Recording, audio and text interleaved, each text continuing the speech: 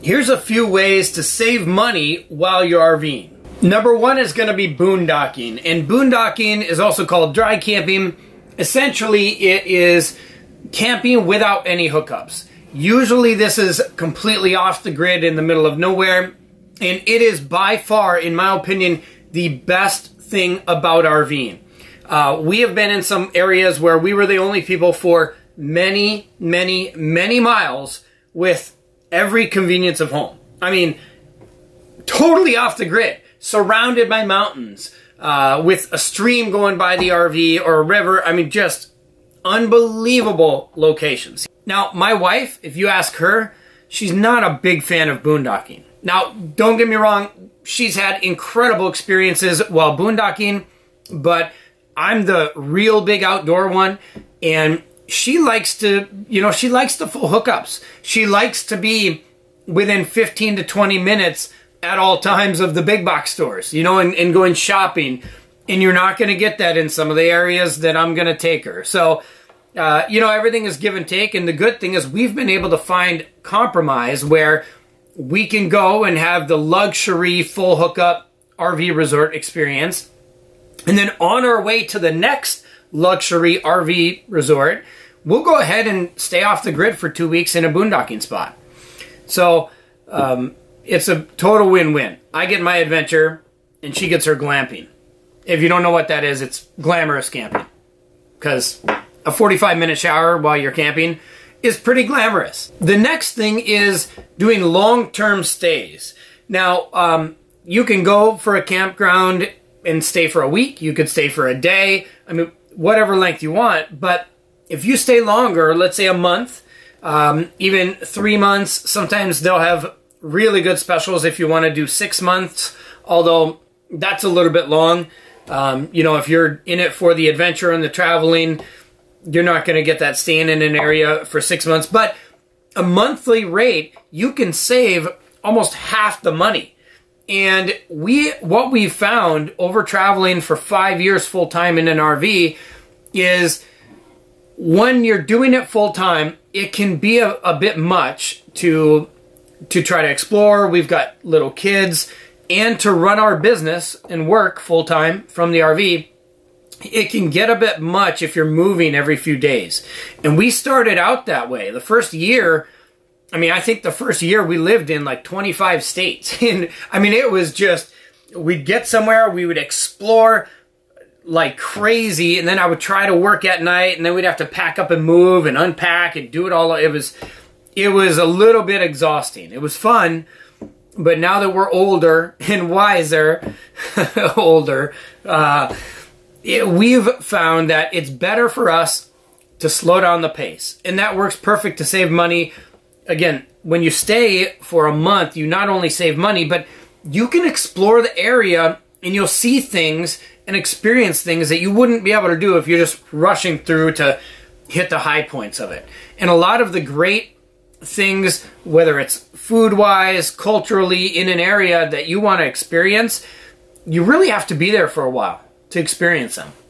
Another way to save money is off-season rates. Now, we're full-timers, so we're camping year-round, but we love off-season camping. And what I mean by that is when you go to major areas that are really popular for camping, right? Whether it's Yosemite or, you name it.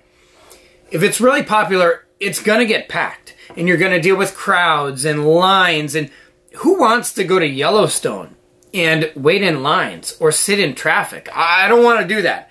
So we plan those amazing areas as much as we can in the off-season. Now, there's areas like Glacier National Park. You can't go in the winter, but you can go at the very beginning of the season or at the very end.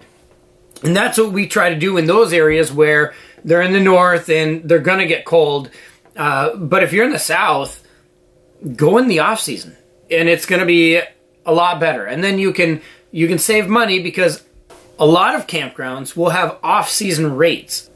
In fact, we even a lot of times will go on our dates instead of on the weekend. We'll go out to eat on a Tuesday because you're not going to have to deal with crowds at a local restaurant that's really popular on a Tuesday. But a weekend, you know, you got to deal with that. You got to deal with crowds. Now, don't get me wrong. Sometimes we like to people watch and we like crowds. But usually, I'll take a nice, relaxing experience where we're not battling other people. Next way to save money is memberships. Now, there's a lot of memberships. I'm not going to get into a lot of them. There's things like Passport America, Harvest Hosts, but one that we have really taken advantage of over the years is the 1,000 Trails. Now, there's different memberships with 1,000 Trails. You know, what I recommend, it's not for everybody, but if you're going to be camping a lot, and if you're going to be full-timer or seasonal, it is a no-brainer. You save so much money. It's just, we couldn't have imagined doing this without having a 1,000 Trails membership with our initial budget when we started. We've been in beautiful areas of the country, in beautiful parks, and it costs us nothing to stay there, other than, of course, our annual fee that we have to pay with them. Again, variety of great memberships out there, but that's been one that's been really fantastic for us. Another great way to save money is yamping, which is yard camping, and some people call it driveway surfing or driveway camping. But it's a great way if you're traveling across the country, especially with social media now. It's really easy to know, where your friends are on Facebook and keep in touch with them when they're all scattered across the country. So we've been able to visit friends that we haven't seen in a long time, swing into their house, stay with them for a day or two because we want to spend time with them. And we're also not paying for a campsite. We could just stay on their property or stay in their driveway. We also, and this is a big hint for you if you're a grandparent, to entice your grandkids to come over more, install RV hookups on your property. My parents did this. We've got little ones, and it's been a fantastic way for us to go. They've got 4 acres, so we just pull up, hook up. We've got full hookups on their property, so we become their neighbors.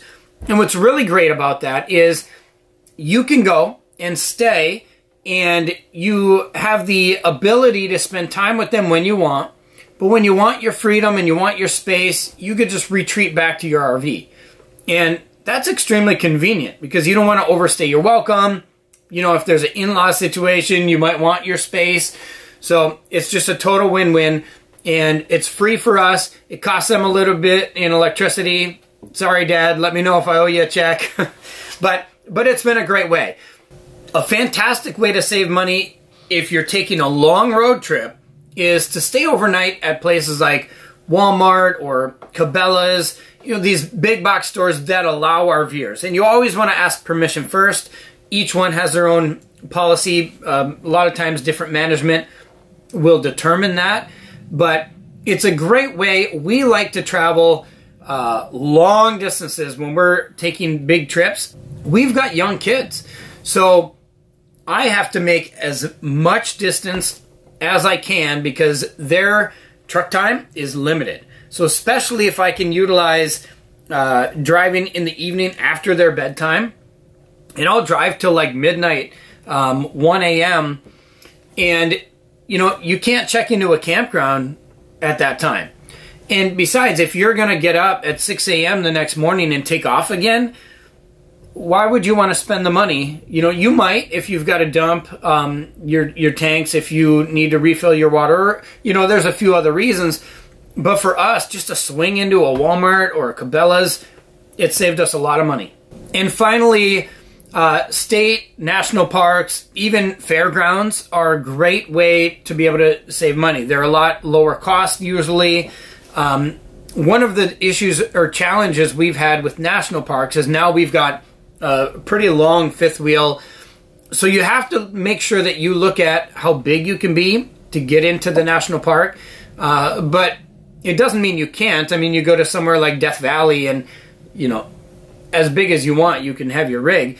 But again, you are in the most amazing, beautiful setting, usually in the country, staying at these national parks, and it's very inexpensive.